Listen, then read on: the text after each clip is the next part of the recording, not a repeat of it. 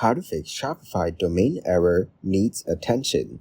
I'm going to show you how you can easily fix Shopify domain errors that need attention. First, open the Play Store and search for Shopify. Now check if your app is up to date. If not, tap Update to install the latest version. Next, go to your mobile settings and tap on Connections. Make sure your internet connection is stable. If necessary, turn off your Wi-Fi and turn it back on after a few seconds. Now turn on airplane mode for a moment.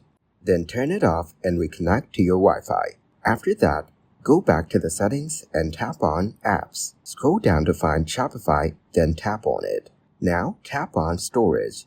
Then tap on Clear Cache. Next, tap on Clear Data to remove any residual data.